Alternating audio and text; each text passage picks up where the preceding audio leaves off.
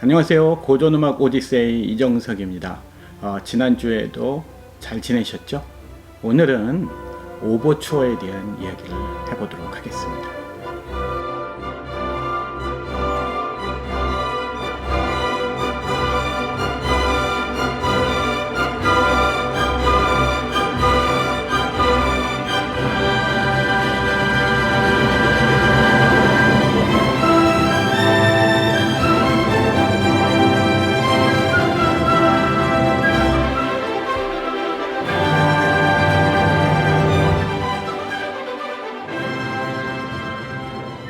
오버추어 하면 오페라가 연상되시죠? 네, 맞습니다. 네, 오페라가 시작하기 전에 맨 처음에 오케스트라만 연주하는 음악이죠. 그런데 이 오페라 처음에만 나오는 게 아니라 칸타타, 오라토리오 맨 처음에도 나옵니다. 제가 설명을 드렸듯이 오페라, 칸타타, 오라토리오 구성이 같다고 말씀을 드렸죠.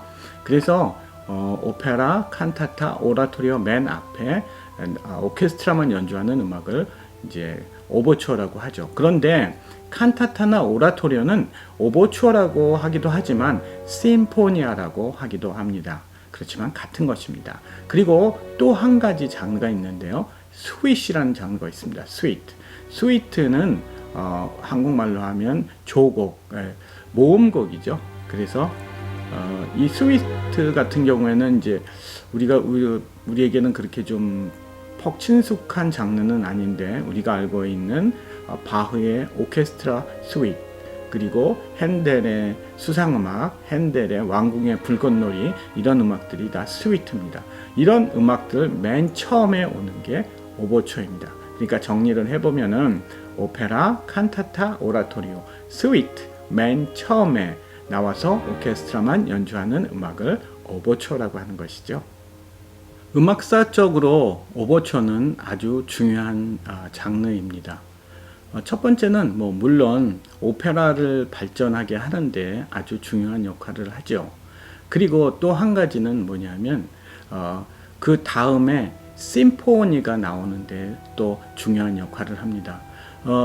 오페라가 나오는 것은 17세기이고 심포니가 등장하는 것은 18세기입니다. 그러니까 오페라가 심포니보다 거진 100년 정도 빠르게 등장을 하는 것이죠. 그런데 그 심포니가 등장을 하는데 오버추어는 굉장히 중요한 역할을 합니다. 물론 다른 장르 스위트나 그렇지 않으면 콘체르토도 심포니가 나오는데 매우 중요한 역할을 하지만 오버추어도 이 심포니가 등장하는 데 있어서 굉장히 중요한 영향을 미치는 것입니다. 오버추어가 처음 등장하는 시기는 클라우디오 몬테베르디라는 작곡자의 오페라 오르페오에서 처음 등장을 합니다.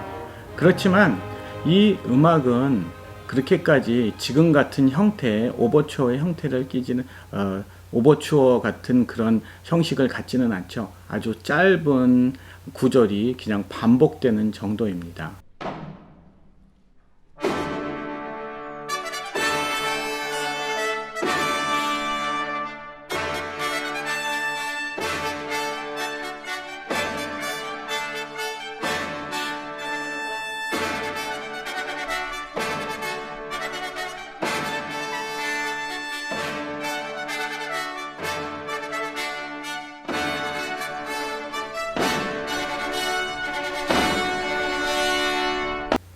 그리고 나서 1685년도에 프랑스의 작곡자 르일리가 발레를 위한 오버추어를 작곡합니다.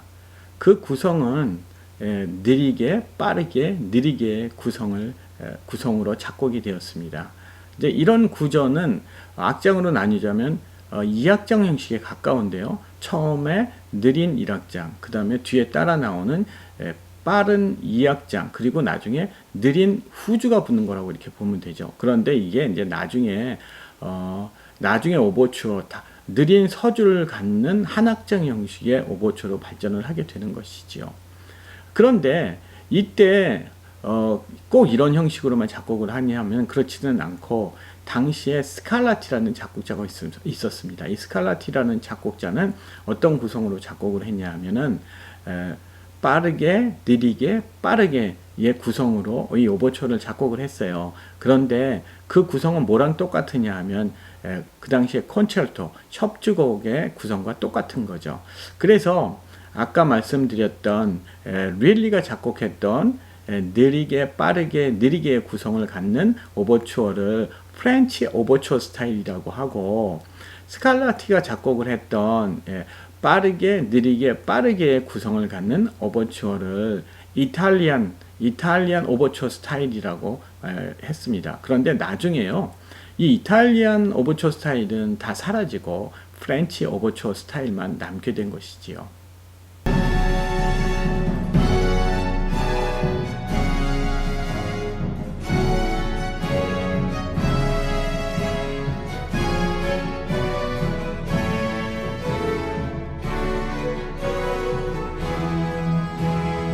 구조는 이런데, 그런데 오버추어의 역할은 대체 무엇일까요? 제가 생각하기에는 여러분들 그 책에 보면 서문이라는 것이 있죠. 인트로덕션이요. 이 인트로덕션의 역할은 그런 것이죠.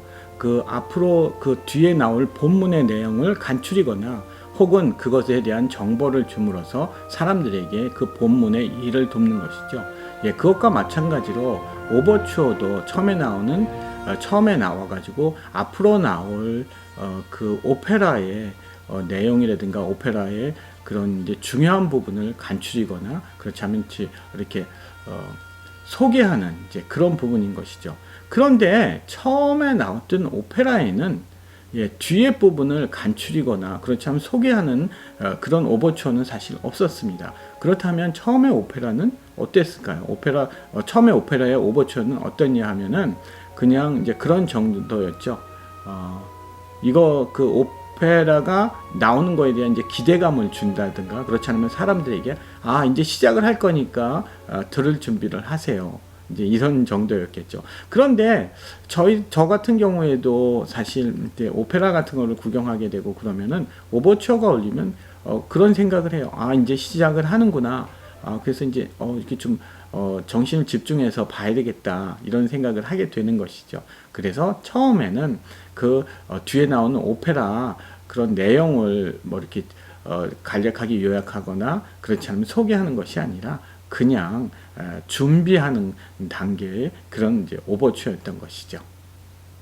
그러다 독일의 글룩이라는 작곡자가 등장을 합니다. 이 글룩이라는 작곡자는 오페라의 역사에 아주 중요한 작곡자입니다. 그런데 이 작곡자가 이런 말을 합니다.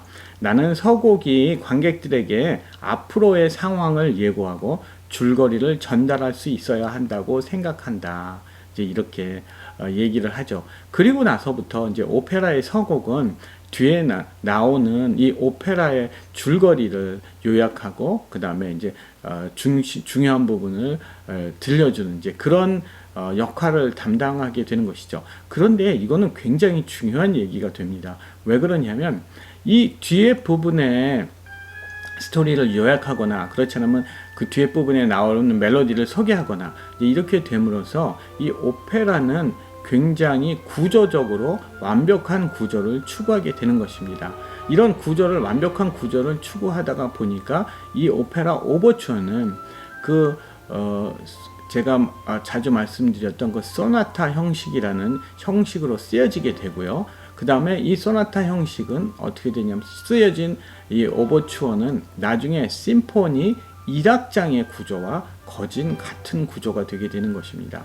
그래서 사실 오페라의 오버추어는 이 오페라를 위해서 작곡된 곡이지만 몇몇 곡들은 오페라가 아니라 그렇지 않으면 이 오버추어 자체 오버추어만 연주되기도 하는 것이죠. 잘 아시는 것처럼 뭐 베토벤의 레오노의 서곡이라든가 그렇지 않으면 로시니의 많은 서곡들 그 다음에 바그너의 뭐 타노이즈 오페라 같은 그런 오페라들은 따로 연주되는 경우도 많죠. 왜 그러냐 하면 이 오페라의 오버추어는 그 오페라의 뒤의 내용을 축약하고 소개하기 시작하면서 구조적인 완벽함을 갖기 때문에 따로 연주해도 괜찮은 이제 그런 장르로 발전하게 되는 것입니다.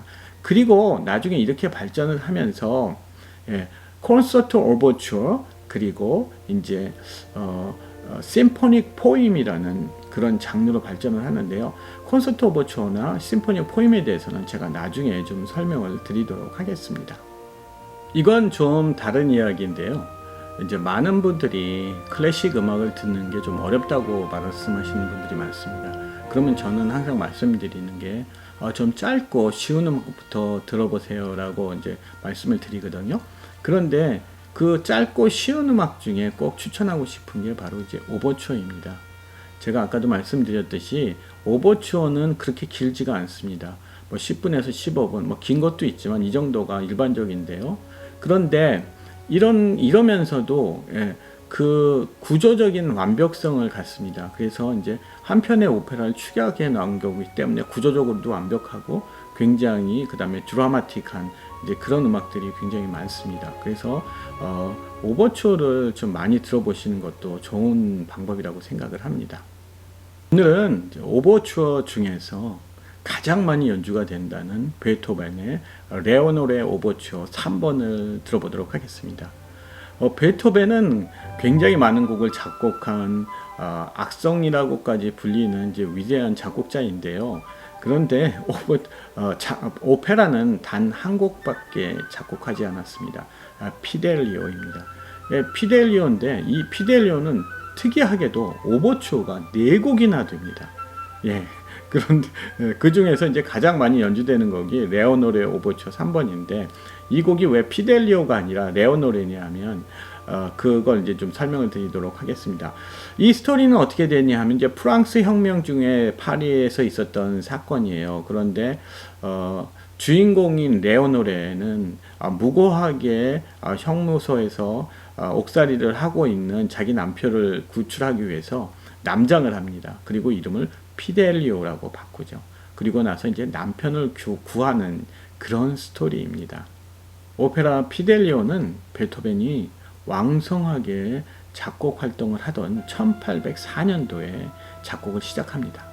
그리고 1805년도에 완성을 해서 그 해에 초연을 합니다.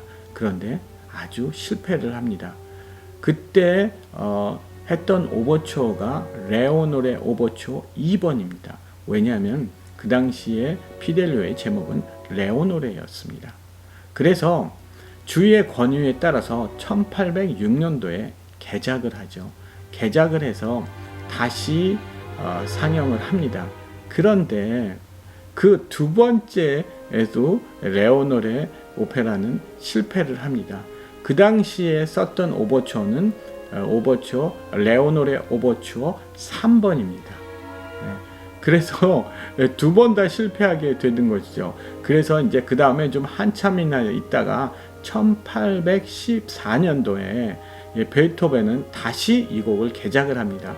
그때 개작을 할 때는 아주 제목까지 바꾸죠. 그래서 피델리오라고 제목을 바꾸고 그리고 오버추어도 피델리오 오버추어로 다시 쓰게 되는 것입니다.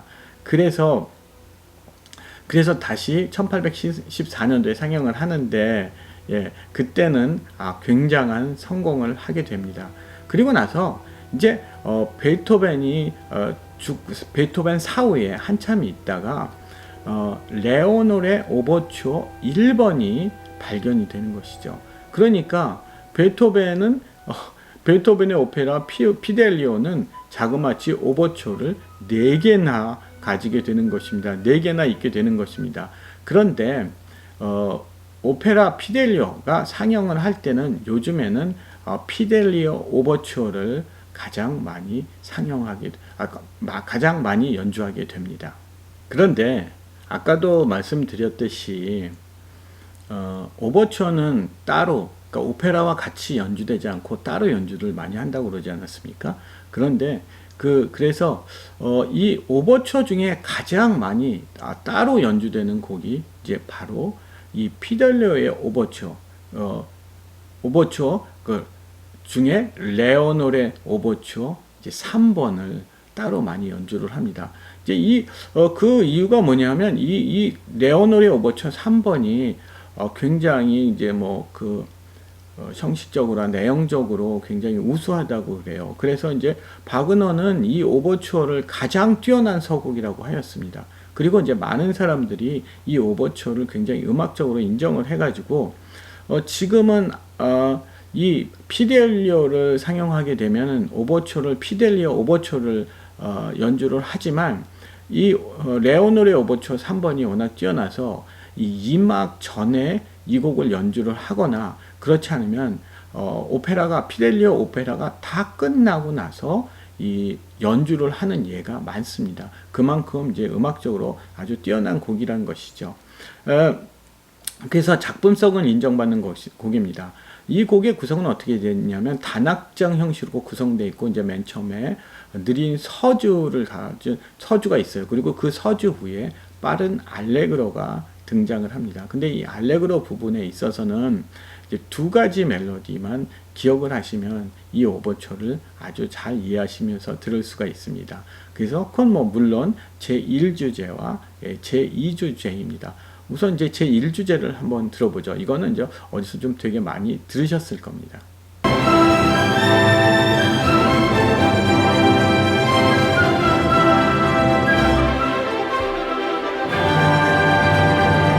예, 굉장히 씩씩하고 굉장히 영적인 이제 멜로디이죠. 그러면 그거하고 반대되고 선율적이고 여성적이고 아름다운 이 주제를 한번 들어보겠습니다.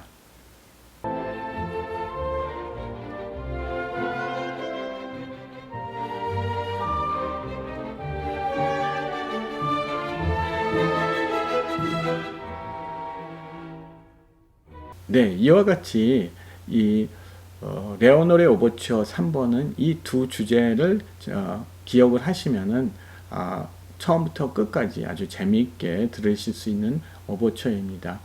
처음부터 끝까지 꼭 들어보시기를 바라고 저는 오늘은 여기까지 마치도록 하겠습니다. 감사합니다.